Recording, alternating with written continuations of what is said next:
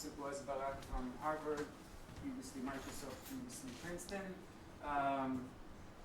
It's a very broad talk, so I probably don't have any good background to provide, but based on the book he wrote and so many other things, I'm sure it's going to be interesting. Thank you, Boaz. Thank you, and let me, please ask me questions, and feel free to interrupt me. And people who've sat with me in seminar know that I tend to interrupt often the speaker, so it's only fair that I'll be interrupted as well.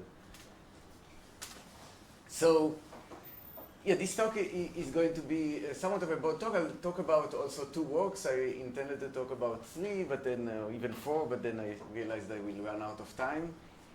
And I will probably run out of time regardless, but we'll do what we can. So this is about empirical challenges to developing theories for deep learning.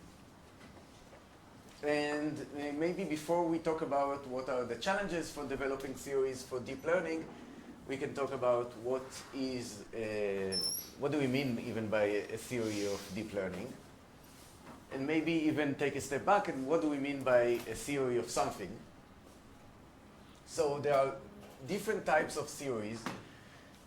So one type of theory is a mechanistic theory. So basically we give some causal mechanism that fully explain what we observe. So a classical example is classical mechanics. We give forces and equations that you get basically a clockwork type of theory. You say, given the state of the world, we understand exactly the forces that operate and how these forces will result in, say, the movements of the stars, or the movements of the planets around the sun that we observe. So this is basically a mechanistic theory. Then you can have predictive theories that basically give predictions without exactly explaining how we get to these predictions. And maybe a classical example is economics. So in economics, often you have, say, certain predictions that what would happen in equilibrium without explaining how exactly we will get to equilibrium. But we can give predictions that say the market will clear, or various predictions, and assuming that somehow we will get there. There are, of course, branches of economics that try to explain how we get to these places, but often we try to give predictions without necessarily, and a lot of the time, maybe when we deal with humans, we try to give predictions, even if we cannot understand the mechanism behind it. And then there are like some things that maybe are in the middle, where you have a toy model that doesn't necessarily correspond to what you see, but it's a toy model that you can fully understand, like mechanistic theory, and the predictions that this toy model gives seem to be qualitatively accurate. And I think that's often the case with statistical mechanics. You have models such as spin glasses that are somehow idealized models that don't correspond exactly to what we see, but we can analyze them, understand them, and they give qualitatively accurate predictions. And of course, it's kind of a spectrum. Their theories could be all in this range, and the field could have a mix of all types of things. But I think it is useful to try to think what is exactly that we're looking for when we're looking for a theory of, say, deep learning. And maybe the most natural thing is to ask for a mechanistic theory of deep learning, because in some sense this is even easier than the case of gravity, because we really fully understand the mechanism. There is no, we don't need a telescope, we don't have measurements inaccuracies. We know exactly what is going on with deep learning. We wrote the code that's ourselves, and we can rerun it with the same randomness many times. We can completely replicate it. So in some sense, this is there is no excuse not to give a mechanistic theory, because we completely know the mechanism. And there are kind of, so we can hope for kind of theorems of this form of, say, if you have a certain property, if your distribution has a certain property, and then if you train neural networks with a certain architecture and certain parameters, you will achieve some error that is a function of all of those things. And sometimes you can do it, indeed. There are theorems like that sometimes. But not as many are as capturing what we want as we would wish. And basically the negative side or the obstacle for mechanistic theory are, in some sense, the rest of this stuff. And again, this is not to say you cannot, like I said, I think any theory of any field will probably have a mix of those, and maybe this shows that maybe we cannot necessarily have a purely mechanistic theory, or at least not now. Okay, so let's start by prologue, talk about the relation between deep learning and statistics. So there is a nice, there was this nice kind of meme by Tibshiriani from the 90s, where he said basically, the meme is that basically statistics, machine learning is like statistics with just using different words for the same thing. And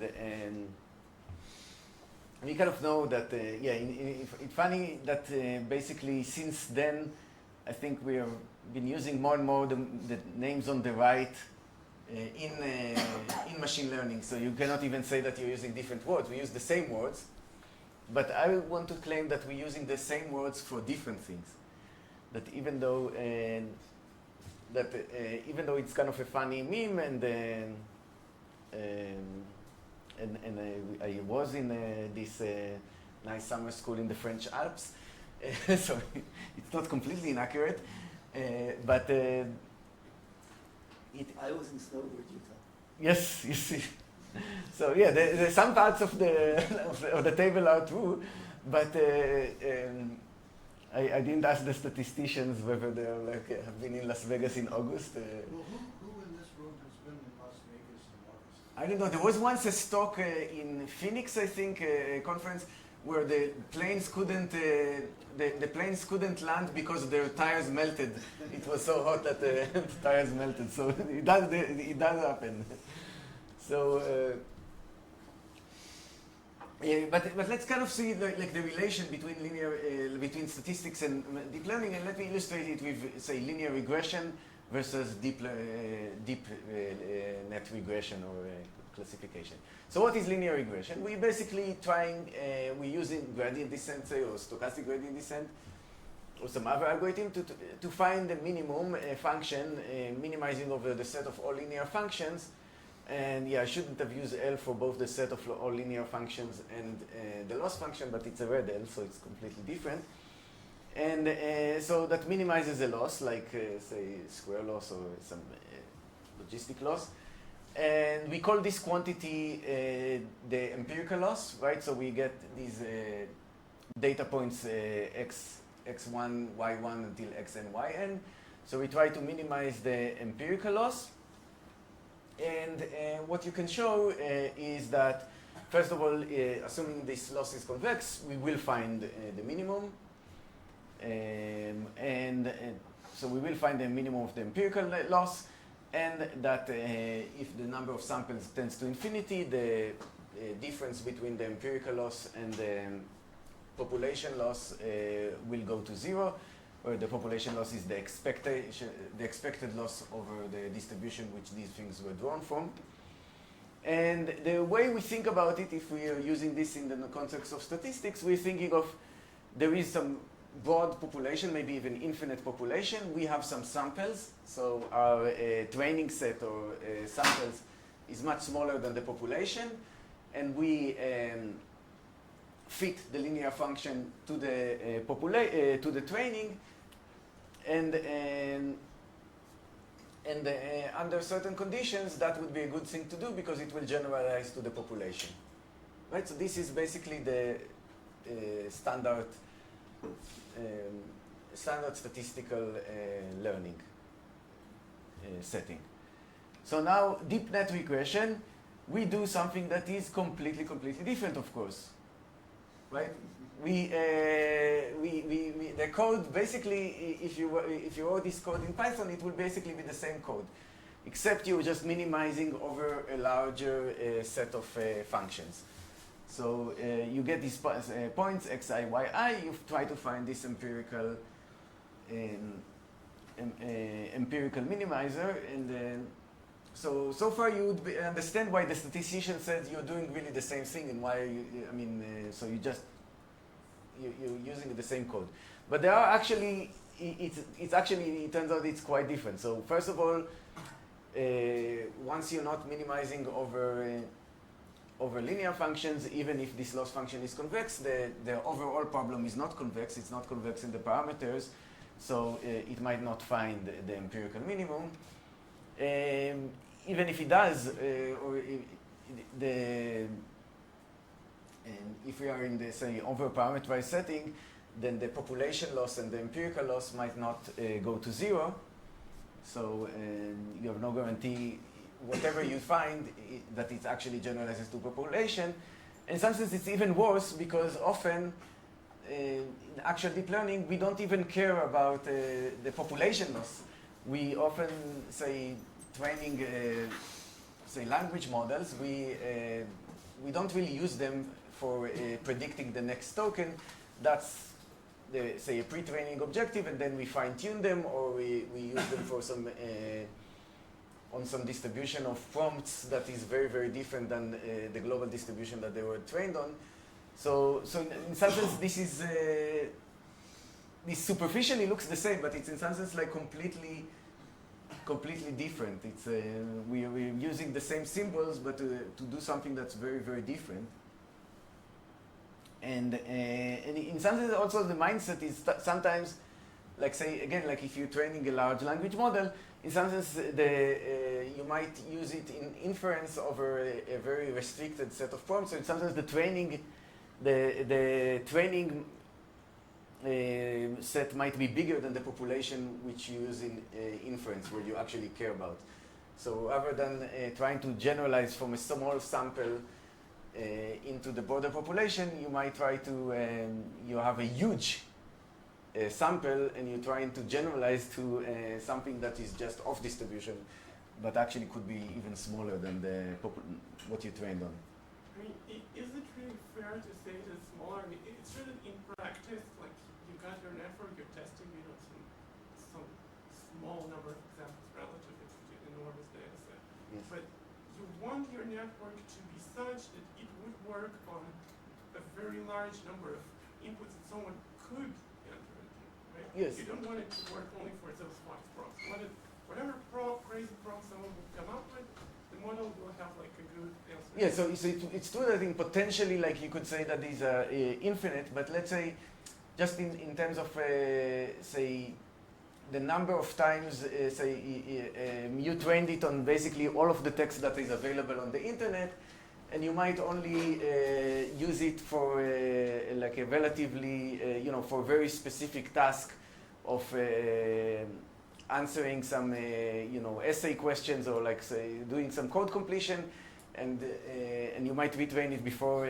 So in some sense, you're right, that potentially the set you'll use it, which is the right thing in the population, could still be, you could think of it as drawn from some population that could potentially have, exponential support, but it is definitely not the same distribution in which you trained it, and in some sense, since you trained it on almost all text that's available in the internet, it's hard to say, it's hard to think of this as a sample or as anything like smaller in some sense.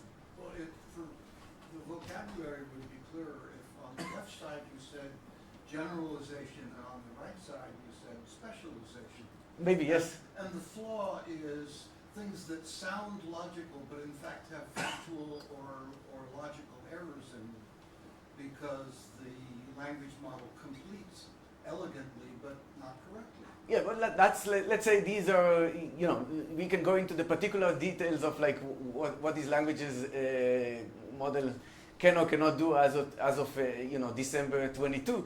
but and maybe like in 6 months they will do something else.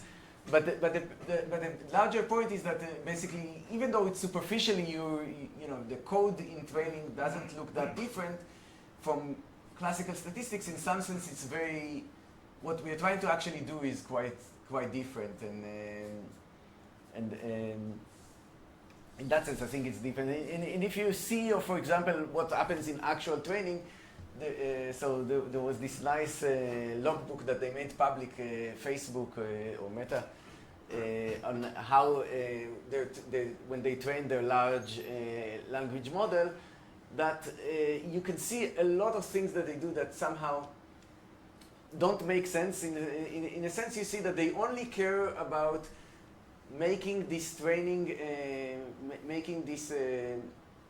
training error perplexity go down smoothly, and having and do whatever you need to do to make sure that the gradients don't explode or don't vanish. So they did once in a while it kind of exploded. They didn't understand exactly why, so they just shifted the orders of samples. Went back a few. Back to an earlier checkpoint, switch the orders of samples and try again.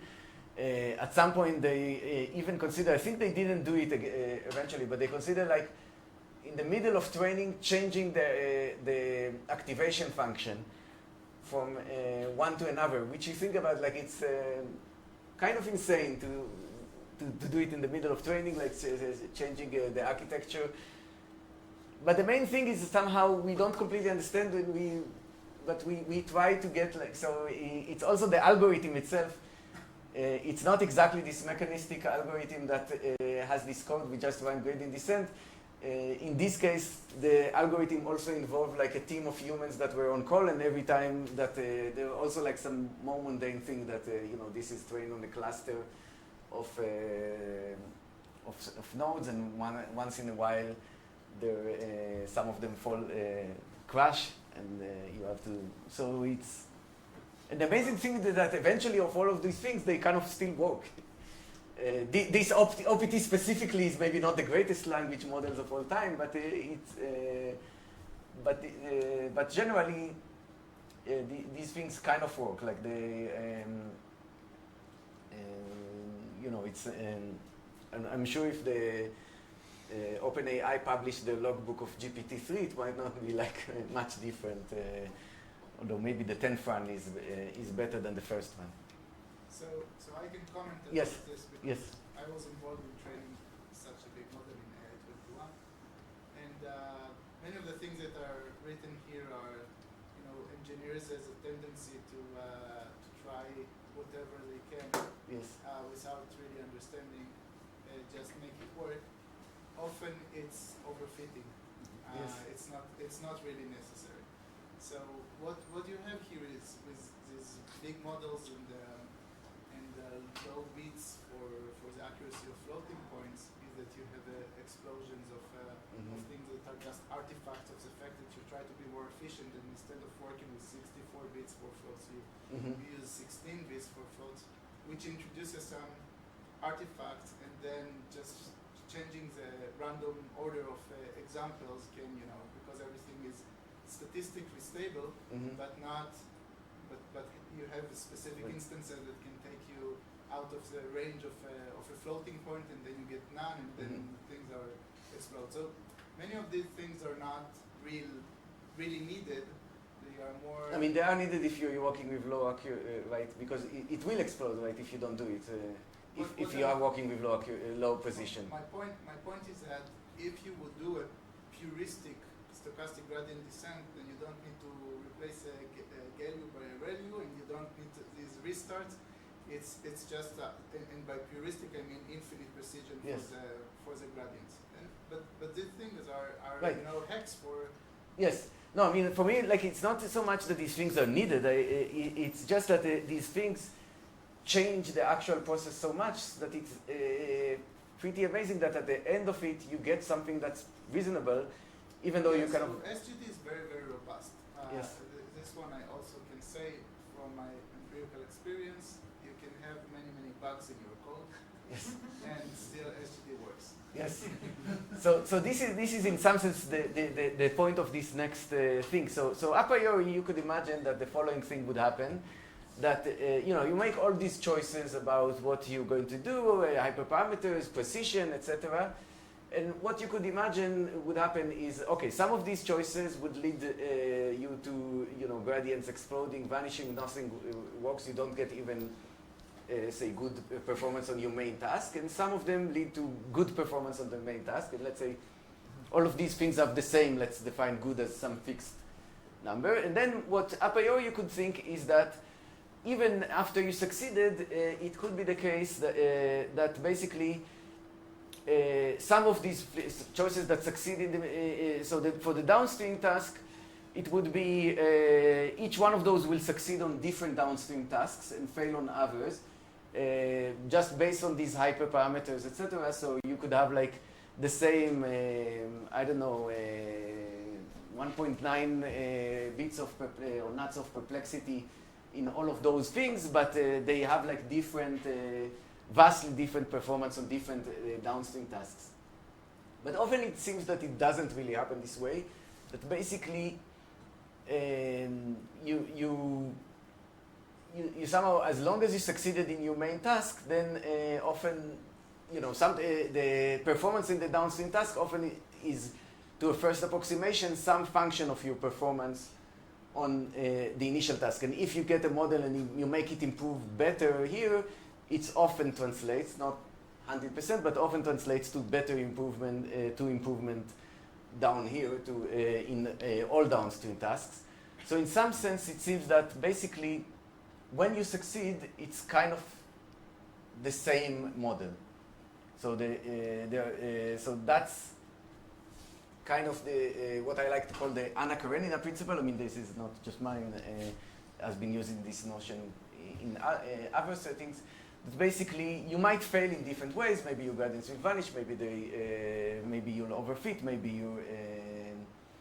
you'll explode. But in some sense, once you succeed, if you succeed, you seem to be succeeding in a similar way. And in some sense, it doesn't matter so much how you got there. And if you got there, say, like you say, stochastic gradient descent is very robust. Like, it doesn't matter how you managed to succeed. If you got there by pure infinite precision SGD, or you got there by having low precision and a bunch of engineers or call doing all sorts of crazy things, eventually, if you succeeded, you probably end up with something more or less the same.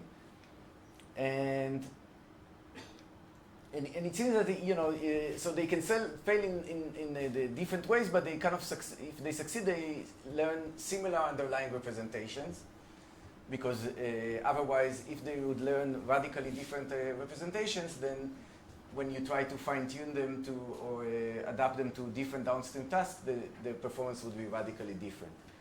And this is, I think, without this, you could not have really practical uses of machine learning, and you could not have really practical uses of training and fine-tuning and transfer learning. But in some sense, this is really bad news for mechanistic theories, because if the mechanism doesn't matter, then it cannot really be the explanation, right? So it's very, for example, when you have like a theory like in statistical physics, you have some say some spin class.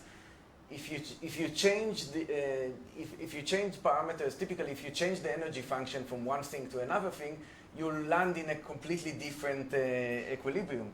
But here it seems like you can change a lot of things. So you can change a lot of things, and somehow it doesn't matter. So it makes it more problematic to say, yes, this succeeds because of the particular things, this particular mechanism, SGD, where it seems like it doesn't really matter. So I don't know, maybe it's not an insurmountable obstacle, but it does seem like somewhat of an issue, yes. But in fact, this also happens in statistics, because if the data is such that we could use principal component analysis or many methods, you would still get good results. So it's not how is that different in the deep learning setup? So if the data has the consistency and it is sufficient, then would you claim that the statistical methods So, right. traditional ones learn the same? Right, so there is a thing, right, so I guess the thing is, in statistics you have, okay, so this is, in statistics you have sometimes really kind of sufficient statistics. So you have this notion, or you have this notion of, say, generalization bounds, which say, you know, it doesn't matter how you got to this, say, this population loss, the empirical, sorry, it doesn't matter how you got to a certain empirical loss. You could have put it out of a hat or got it into this way or that way, but we can prove that the population loss is going to be close to the close to the empirical loss. But here you could never prove that. We kind of know it's not true. So in some sense we know that the mechanism does matter, but somehow the reasonable mechanisms don't. Right. So if you were adversarial, you could generate something that succeeds. You could generate something that succeeds in your main objective, and doesn't generalize. In the overparameterized setting, it could not generalize to the population. In the transfer learning setting, you could break it. You know, if you wanted to make it fail, you could. You could design a model that they say, you know, it's not easy, I think, but I believe it's certainly possible to somehow adversarially tweak your model so that it cannot be fine-tuned, or at least standard fine-tuning will fail, even though it still succeeds in its main task. These things are rich enough to basically encode any computer program, and you can have like this computer program that basically tries to recognize when I'm being fed on distribution and then succeeds, and otherwise just completely explodes. So give me a prompt, I recognize that it's a prompt, and then I don't do anything because I haven't been trained on prompt. I've only been trained on random internet text. So you could definitely, so in some sense it's not like statistics. You cannot prove that this works, and it's the barrier for proving it is that it's false, which is often a hard barrier, but it's somehow still true for reasonable things, and what is reasonable is not clear. Yeah, so it makes it harder to understand what is this mechanism that gives rise to it, what is the class of mechanism that gives rise to it, because it's not everything, but it's also much more than just one thing.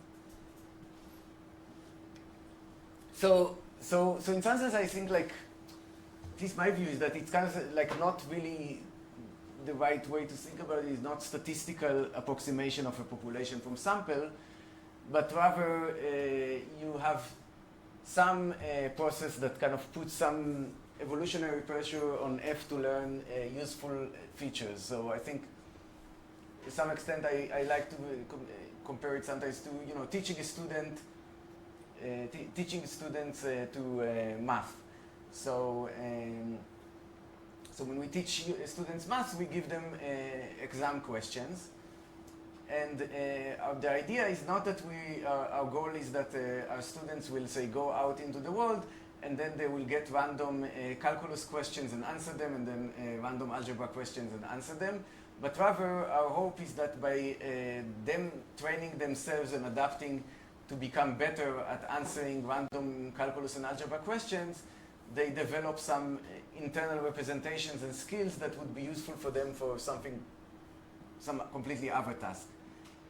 And they're not really approximating, they're not trying to approximate a function that maps a random calculus question into the right answer, but rather they're trying to develop some internal representations and skills that would be useful later on. And in some sense, the features are kind of largely dependent of what exactly you're doing, right? So we can have, people could learn math from different books, from different learning styles, and the features they end up learning, or they're supposed to be learning, are largely the same. And this is this kind of Anna Karenina principle, that basically you just want to give some hard task that would require you to develop these features, and doesn't maybe that important to what this task is. I mean, it is important for practice to find the one that makes best use of the data and most efficient, but you could have a lot of things that end up in the same way. And we cannot believe that features are just learned gradually, like students. You first learn simpler and then learn more complex one. And in some sense, that's why I think it's the empirical versus population is maybe not the right way to analyze deep learning, or not the only way. Maybe I shouldn't say right, but not the only way. And I have some papers that try to talk about these issues, and I'm going to focus actually on these two. Or in the time I have half an hour? Yes. So one of the, how can we try to give evidence? I mean, it's one thing to say, yeah, it looks reasonable to me, but how can you try to give like some quantitative evidence that features are independent? And our focus here will be on the loss function, that features are independent of the loss function. And the second is what is maybe another way to try to analyze like deep learning and or a general learning framework, and we'll talk about it later. So let's talk about stitching. So stitching was suggested by Lenk and Vedaldi, and the idea is the following. So so I'm going to focus on the question of trying to understand whether you take two models that have been trained, they have the same architecture, same data set, but trained under very different objective. So the objective for the first one is standard supervised learning. The objective for the second one is self-supervised learning, where basically you ignore the labels in all the layers up to this one, and then in the last layer you just fit some linear ahead. So these are two very different objectives that could a priori give rise to very different representations, and my claim is that they actually give rise to, say, this nearly equivalent representations. So we want to stitch them together. So how do we? So we want to say they are the same representations in the sense that you could basically take, say, these three layers, combine them with these four, and it will all kind of work, right? So so basically, yeah, if I right, if one way to say that me and Moshe are compatible would be if I could tear off my arm, tear off yours, stitch each other, and it will all, like, the body would not reject it, and it would all work well. Probably will not work that well, but yeah, I was so late on. It's like a magic show. And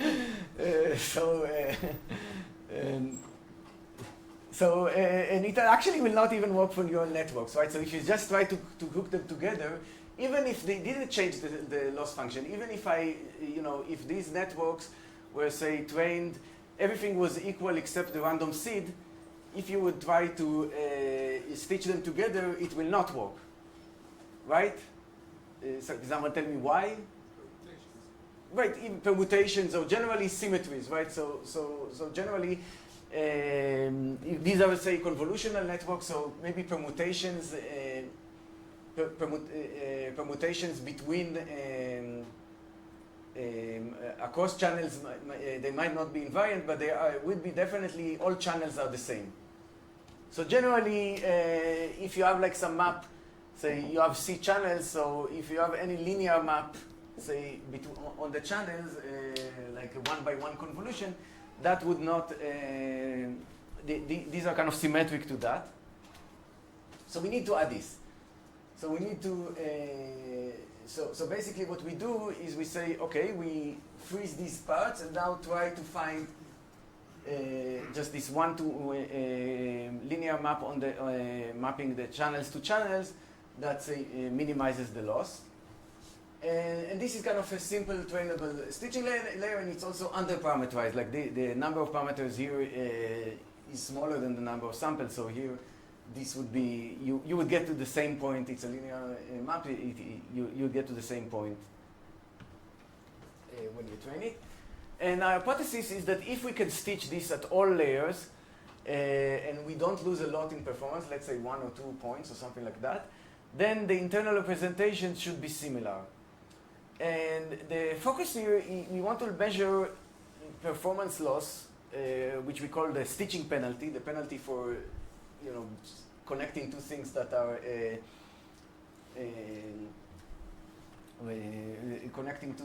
are like not the same. And the idea is that when we do that, we kind of ignore irrelevant neurons. So there have been other measures, and I think, for example, neuroscientists have looked at various other measures of similarity between representations. But these measures sometimes say you take, you want to find a linear map that, or a rotation that maps the representation at a certain level to the representation at a second level. And there are like several issues with that. But one of them is that, for example, if, let's just imagine that, you know, these networks have some parameters to spare, and so maybe these parameters are basically just some hash function of some features that are not very useful. They're the kind of random features. They're random features of the input. And maybe when you train with self-supervised, you get different random features. So you will not be able to map linearly these features to those features, but they don't really matter because they are not going to impact performance. So by focusing on performance, we kind of ignore irrelevant features. So we make sure that we just measure the features that are important for performance rather than asking whether you could you know, completely recover the representation, including parts that maybe you don't need. Is there any importance to do first the self-supervised? No, we actually did both. Yes, the nice thing with the first self-supervised is that we never touch when we put the supervised at the end, we kind of never touch the linear layer on top. So everything was basically learned, but we actually, in our paper, we do both and get similar conclusions. So basically, if you try to attempt it, so we do that, like we start with, say we take, you know, various self-supervised models, various self-supervised loss functions, and we compare them with supervised. In the setting we are looking at the self-supervised does a little bit worse. So if we say this is the performance, so this basically is stitching penalty. So 0 means this is the performance of the supervised model, and basically this would be 10 points worse, this would be 20 points worse, 30 points worse, etc. And the performance of the self-supervised in those things is like a few points or worse, so they are a little bit worse. So a priori, you could think of the following thing. If they were completely compatible, if they were like the same representation, then it would be not a completely horizontal line, because the performance here, it needs to get at the end, it needs to get to 2 or something like that. But it would be nearly horizontal. So basically, you could switch in layers from the self-supervised model with no loss. On the other hand, if you were kind of completely incompatible, then eventually you need to get here, but in the middle you're gonna get huge inconsistency. You're trying to match together two things that completely don't work, and yeah, the height of it, I don't know where it will be, if it's 40, 50 or whatever, but some very, very large loss, because these things would simply not match together if they were learning completely different representations. So a priori, I think you could have like one of these extreme possibilities. By the way, we also tried, instead of, for sanity check, just to make sure that this linear layer is not so powerful that it can do anything, even if the representations are not good, we also try to, instead of self-supervised, stitch a random network, which of course has like accuracy. This I think is CFAR, so this has like the accuracy of a random network is 10%, so the stitching penalty would be somewhere or up there, like 90%. So this is the actual result. So basically, what we see is much closer to the fully compatible case. So it's basically we can and the random thing, as we expect, shoots off to the 90%. Or so we get this thing that we can actually stitch together these two. These two networks that have the same architecture, but were trained in very, very different training objectives. It's like these are mostly, I think all of those are contrastive learning. So this is a very different training objective than supervised loss, and of course it ignores the label completely, but somehow it learns the same representations, or at least up to this measure they look the same. But you motivated this particular measure to some extent, but what happens if you directly use the measure of that compares all neurons, not just the relevance to? So I think there have been works doing that. I think it's called CKR or something like that. Sometimes in these works, it decreases as you go. Yeah, sometimes in these works you also even. I mean, I think that somehow. Sometimes in these works you also show that two random seeds. Like if you take the same loss function, everything is the same except different random seed, you sometimes still see significant distance in that measure where you try to have find a linear map. And to me that shows that the measure is wrong in some sense, because if everything is the same except the random seed, and two seeds that were chosen at random, then the underlying representation should be the same. Otherwise, nothing we would have done would work if you had two networks that were performing the same, but one of them had this random seed and the other one had the other random seed, and it turns out that this matters to the internal representations. That basically when you fine tune, you suddenly discover that the random seed you have used had an impact that you couldn't see through the training loss. That I think would be, for the validation loss, that would be, we would be, I think, in trouble. So I view this as a problem with the measure.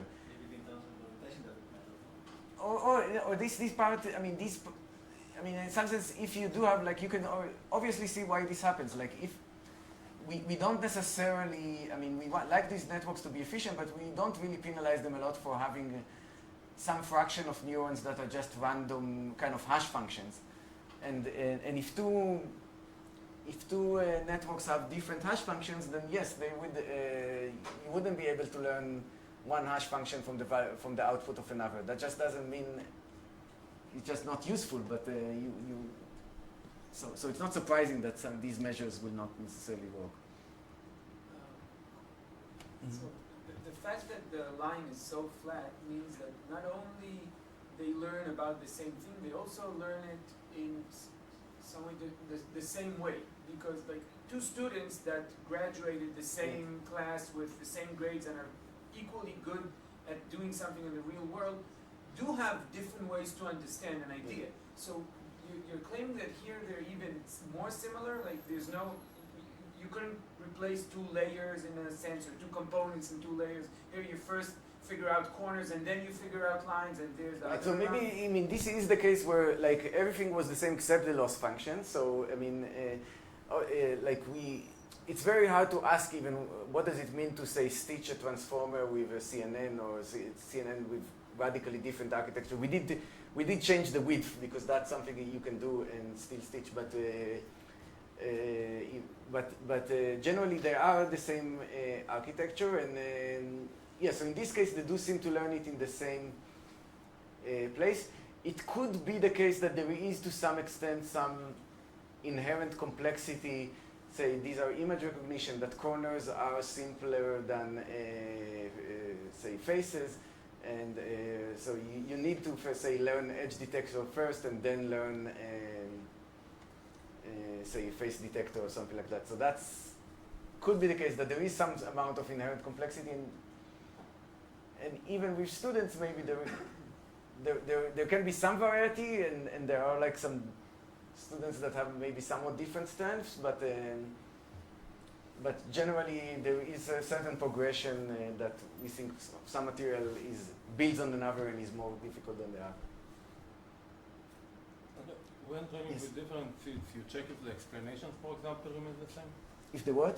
You say that when trained with different things, you expect it would remain the same, but without proof, you check if the explanations or things like that remain the same?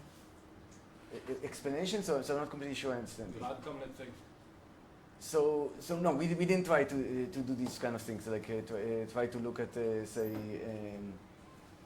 if they, yeah, we didn't look at a kind of explanation. Again, I don't know if people have actually even looked at it with completely random seeds. I think these explanations can sometimes be very sensitive. You're talking about these methods that basically highlight some pixels and say they they're trying to show the reasoning mechanism of the network. Yes. This is what you're trying to check, but Right, yeah, so I guess the thing is that it's sometimes hard to interpret exactly. This goes to this other question, whether these explanations really show the reasoning mechanism, and yeah, but this is it's a good thing to try, even to try with, actually, I don't know if people have tried it. Have people tried it, like just make sure that the explanations are stable if you take two networks that have been trained just with different random seeds? if it's not open, it's not necessarily that the explanation is wrong. It could happen that different basins, let's say, or seeds would lead to different final features. It could be, but it would be kind of suspicious to me. Like in some sense, it would say, yeah, I mean, I don't know if that's an indictment of if that's a problem with the explanation or a problem or something real.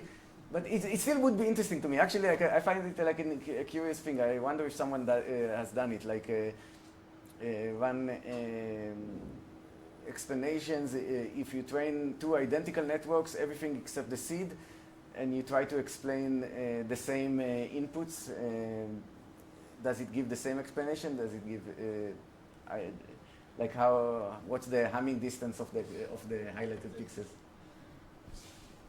Yes. 10 more minutes. Yes. Are these networks over-parameterized?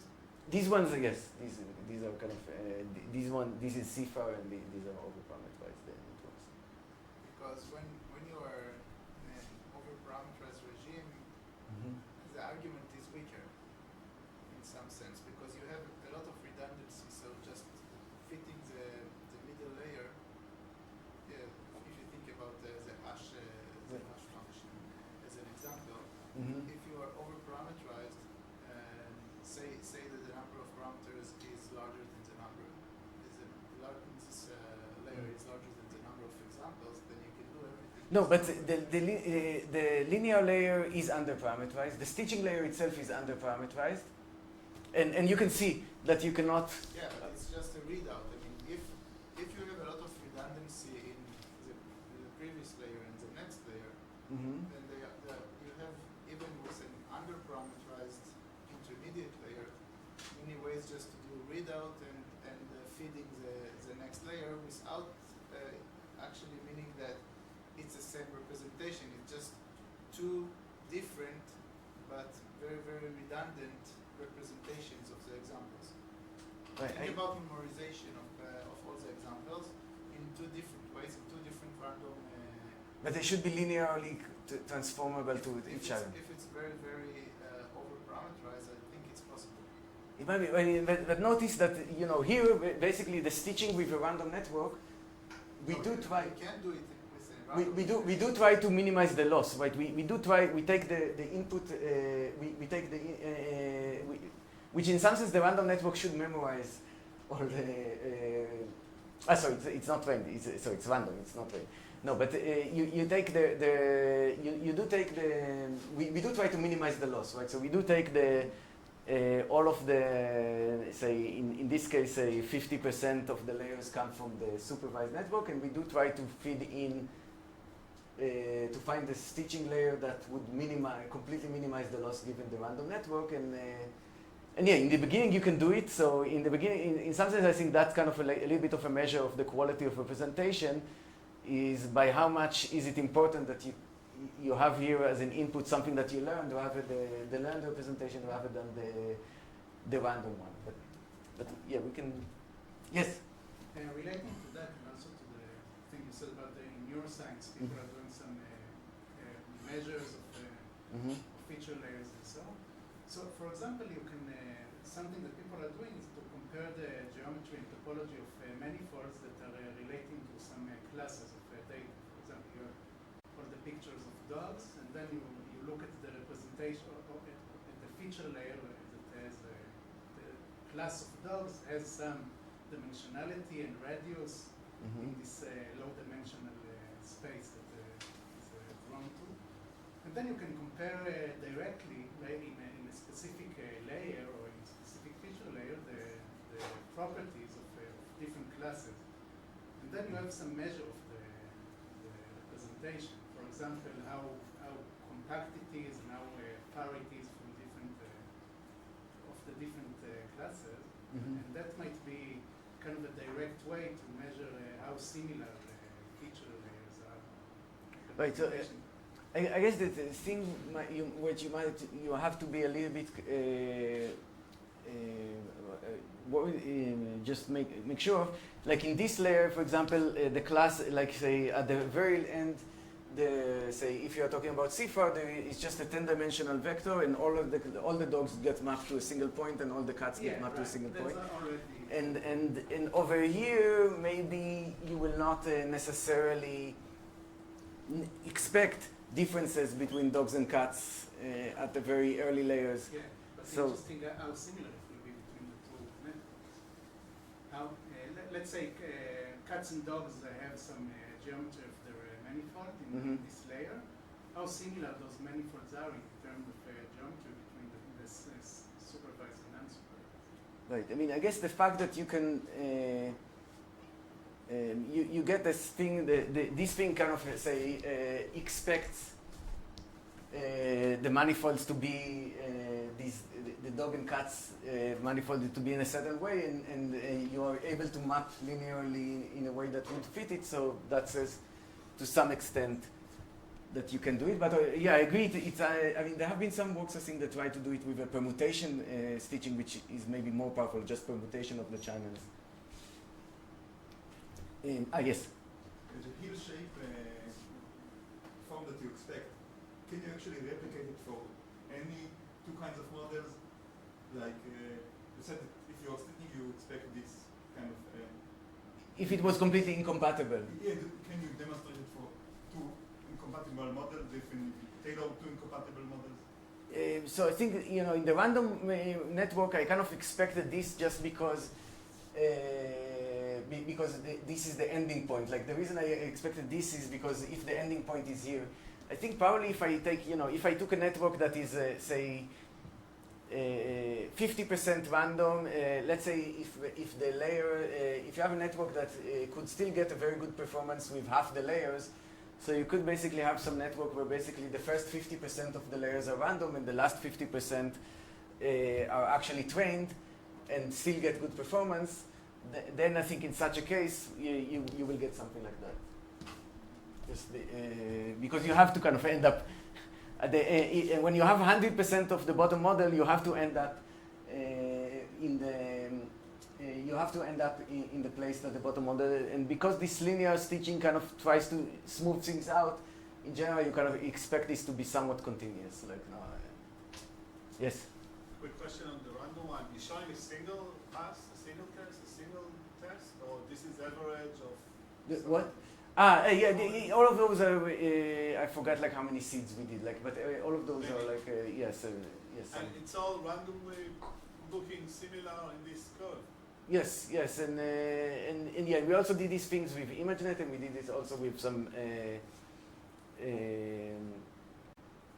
we also had some results where we try to stitch things across different things, and we also had this result, which I wanted to, before I run out of time, I think the second part I will not get to, but at least which somehow is nice. I mean, you kind of imagine that when you stitch things, you'll get worse, but sometimes you can get better. And what we did is basically we say, took models that were trained with different number of samples. And in some sense, what you could see is that, say, you take the top model is 10,000 samples, and then you take, say, a model that was trained on 25,000 samples, which eventually will get better results. But you can see in kind of very early layers that you can stitch this here, and you kind of improve performance. So in some sense, so you can, so in some sense, it's a representation of the same kind, same general type, but higher quality. So you, when you train the representation on a larger number of samples, then in some sense you get a representation that is somehow of the same type, but just higher quality. So you plug in the first layers from the model with more data, you get some advantage, which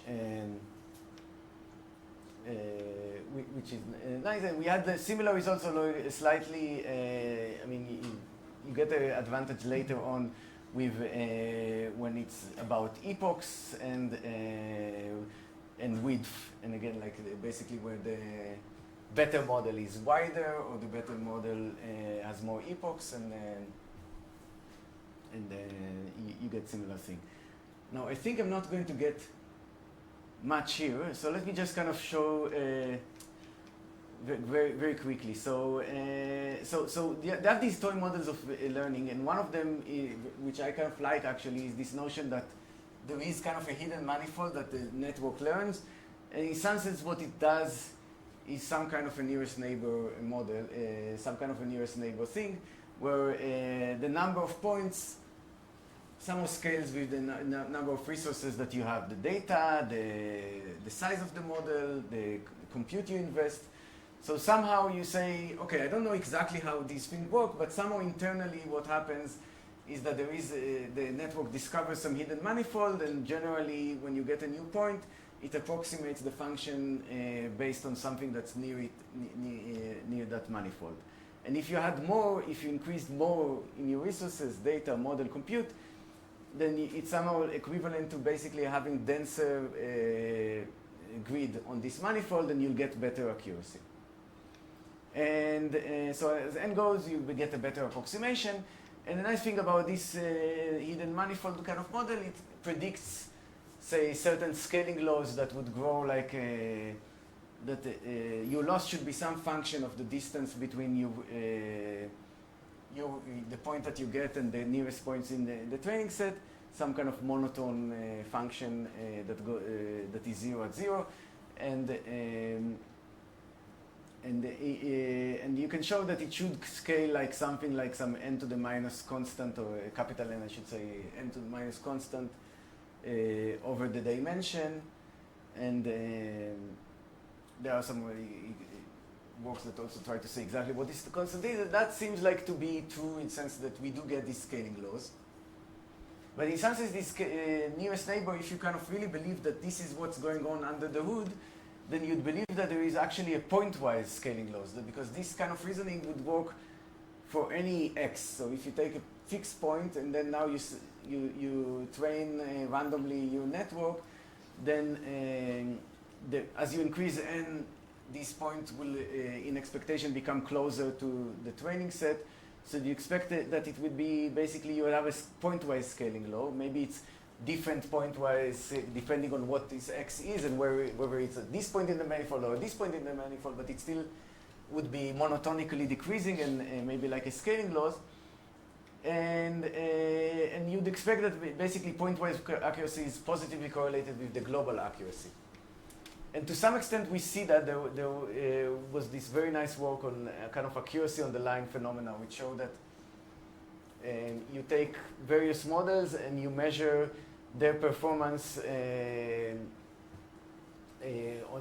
so you plot the performance on one data set versus the performance on another data set, and you often see this positive correlation, in fact, even linear correlation. So you might expect that this really pointwise should be positively correlated with global accuracy. But in this work, we actually show that you can construct a data set where you'd get something completely the opposite. You'd get some inverse relation, where basically this is a data set that kind of looks like CFAR10, doesn't really look that different, but if you improve accuracy on CFAR10, you actually decrease accuracy, and for a bunch of models, for a bunch of models, you actually show that if you improve accuracy on CFAR10, you actually decrease accuracy on this. Neg is not a truck, not a ship. What? What is CFAR10 neg? It's like, basically, we took some subset of scenic 10, of 1,000 points that designed to get this kind of behavior. But we made the design on one type of model, but in fact, the fact that even these points exist is kind of surprising. And so basically, these are not points that are mislabeled. They just seem to be points that basically are non-monotone. So we kind of, so let me kind of go quicker. So we basically try to look at what happens if you kind of grow the resources. In our case, the resource is the training time. And look at a particular point and how, say, the point-wise accuracy changes as the global accuracy. And we see that for different points, it can behave in a different way. So here, there is a small blip, but generally, it's kind of generally improving. The model is more globally accurate. It's also better point-wise accurate. Here, you can see this thing where basically, initially, the models really pick up on this Dalmatian. They maybe look at the texture is more important than the global structure, and then they start to understand that it's a coffee mug. So you can get these kind of points that are, you get points where the point-wise and the global behavior are closely correlated, and you get those both in distribution and out of distribution. You can find points which are just easier, models that are not that accurate always succeed on those. You can get points that are just hard. And you can also get these points that are non-monotone. They are kind of interesting. Some of these you can understand maybe why, that basically this is corn, lots of corn, but you can understand why sometimes the models will think it's honeycomb. And we did this kind of taxonomy of these points, and the interesting thing is you look at different models, the taxonomy seems to be stable. And, but we also show that if you pre-train model, then it does make a big difference and reduces by a lot the non-monotonicity. So, yes, and yeah, I think there's some sense there isn't like a lot of conclusions for. Maybe not a lot of conclusion. I think the main thing is that there could well be the case that different toy models, even though you run the same exact algorithm, say, it might well be that different toy models make different, apply for different stages of training. So for example, I think that our pre-training, what we see with pre-training, etc., is that maybe later in learning, when the representations are kind of fixed, then this model that we have learned a manifold and we're simply placing denser and denser things on this manifold, and we are and the loss kind of scales down like a scaling law, and it is even pointwise, that might be more accurate description of what's going on, while earlier in training where you're still learning the features, this might be not necessarily the right description, but even though like the code looks the same, like you say you just run, for example, SGD for a long time, but it might be that different things are going on under the hood. Different toy models are more applicable at different stages.